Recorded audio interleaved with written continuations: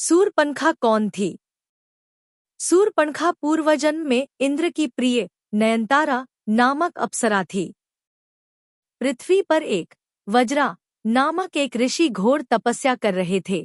तब नयनतारा पर प्रसन्न होने के कारण ऋषि की तपस्या भंग करने हेतु इंद्र ने इसे ही पृथ्वी पर भेजा, परंतु वज्रा ऋषि की तपस्या भंग होने पर उन्होंने इसे राक्षसी होने का श्राप दे दिया। ऋषि से क्षमा याचना करने पर वज्रा ऋषि ने उससे कहा कि राक्षस जन्म में ही तुझे प्रभु के दर्शन होंगे। नयनतारा ने मन में संकल्प किया कि यदि भगवान के दर्शन होंगे तो मैं उन्हें प्राप्त कर लूंगी, परंतु ऐसा नहीं हुआ। तब वही अप्सरा देह त्याग के बाद शूर्पणखा राक्षसी बनी। भगवान को प्राप्त कर लेने की धुन में अगले जन्म में शूर्पणखा मथुरा नगरी में कुब्जा बनकर पैदा हुई और भगवान कृष्ण को प्राप्त किया तथा उनके स्पर्श से पुण्य नयनतारा के रूप लावण्य को प्राप्त कर पाई। शूर्पणखा रावण कै बहिनी, दुष्ट हृदय दारुण जसहिनी। पंचबटी सो गई एक बारा, देखी बिकल भई जुगल कुमारा। गोस्वामी जी के अनुसार पूर्व जन्म में शूर्पणखा अहनी अर्थात सर्पणी थी तथा शेष जी की पत्नी थी, तथा लक्ष्मण जी पूर्व जन्म में शेष जी सर्प थे। यथा अहै कुमार मोर लघु भ्राता, अहै सर्प अर्थात शेष जी, कुमार कुआरा अर्थात वर्तमान में पत्नी से रहित है। तभी श्री रामचंद्र जी ने शूर्पणखा को लक्ष्मण जी के पास भेजा, क्योंकि दोनों पूर्व जन्म में पति पत्नी थे। मानस कथा अनुसार पंचवटी के अपने आश्रम में रामचंद्र सीता के साथ सुखपूर्वक रहने लगे थे। एक दिन जब राम और लक्ष्मण वार्तालाप कर रहे थे तो वहां पर अकस्मात रावण की बहन शूर्पणखा नामक राक्षसी आ पहुंची।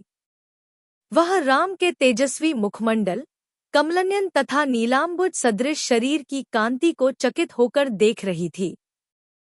राम का मुख सुंदर था किंतु शूर्पणखा का मुख अत्यंत कुरूप था।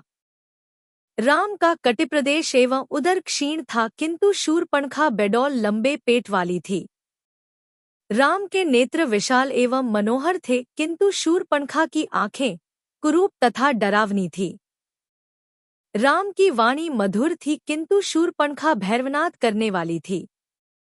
राम का रूप मनोहर था किंतु शूर्पणखा का रूप विभत्स एवं विकराल था।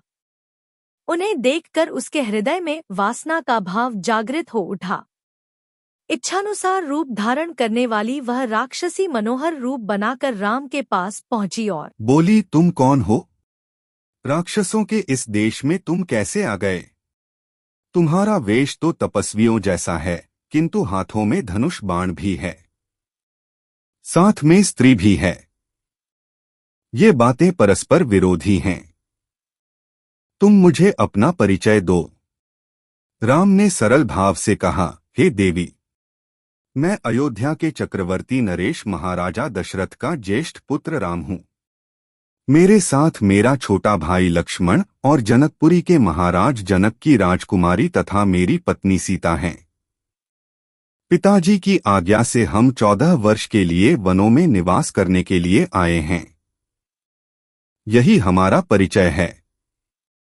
अब तुम अपना परिचय देकर मेरी इस जिज्ञासा को शांत करो, क्योंकि मुझे प्रतीत होता है कि तुम कोई इच्छानुसार रूप धारण करने वाली राक्षसी हो। राम के प्रश्न का उत्तर देते हुए वह राक्षसी बोली, मेरा नाम शूर्पणखा है। मैं लंका के नरेश परम प्रतापी महाराज रावण की बहन हूँ। समस्त संसार में विख्यात विशालकाय कुंभकर्ण और परम नीतिवान विभीषण भी मेरे भाई हैं। वे सब लंका में निवास करते हैं। पंचवटी के स्वामी अत्यंत पराक्रमी खर और दूषण भी मेरे भाई हैं। संसार में शायद ही कोई वीर ऐसा होगा जो इन दोनों भाइयों के साथ समरभूमि में युद्ध करके उन्हें पराजित कर सके। मैं सर्व प्रकार से संपन्न हूँ और अपनी इच्छा तथा शक्ति से समस्त लोकों में विचरण कर सकती हूँ। यह तुम्हारी पत्नी सीता मेरी दृष्टि में कुरूप, ओछी, विकृत मानवी है और तुम्हारे योग्य नहीं है। अतः तुम मेरे पति बन जाओ, मैं ही तुम्हारे अनुरूप हूँ। इस अबला सीता को लेकर तुम क्या करोगे?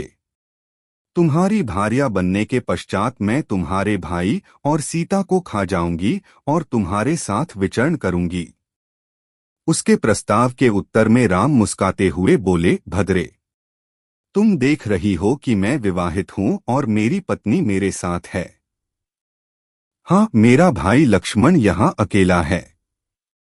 वह सुंदर, शीलवान एवं बलपराक्रम से संपन्न है।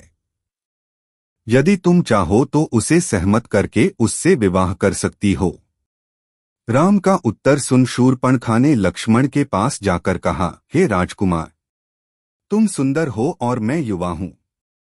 तुम्हारे इस सुंदर रूप के योग्य मैं ही हूं, अतः मैं ही तुम्हारी परम सुंदरी भार्य हो सकती हूं। मुझे अंगीकार कर लेने पर तुम मेरे साथ इस दंडकारण्य में सुखपूर्वक विचरण कर सकोगे।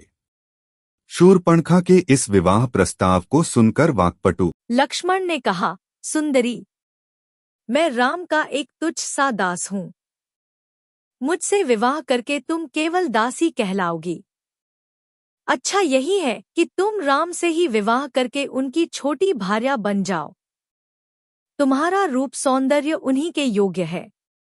लक्ष्मण के परिहास को न समझकर शूर्पणखा ने उसे अपनी प्रशंसा समझा। वह पुनः राम के पास जाकर क्रोध से बोली, हे राम, इस कुरूपा सीता के लिए तुम मेरा विवाह प्रस्ताव अस्वीकार करके मेरा अपमान कर रहे हो।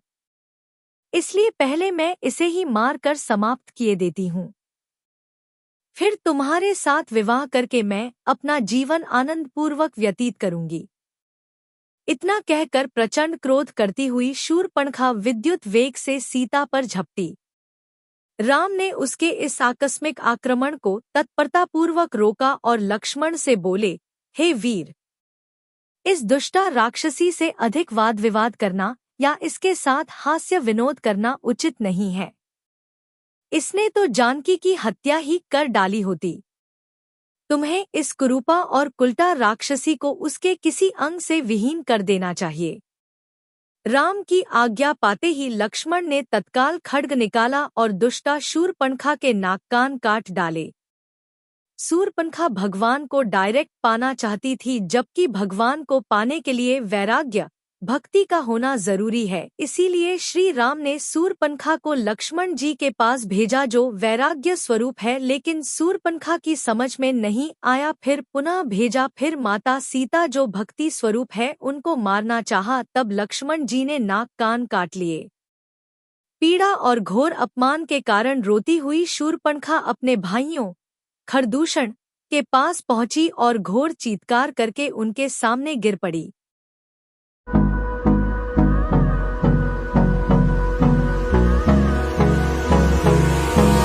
Hold me close till I get up. Time is barely on our side.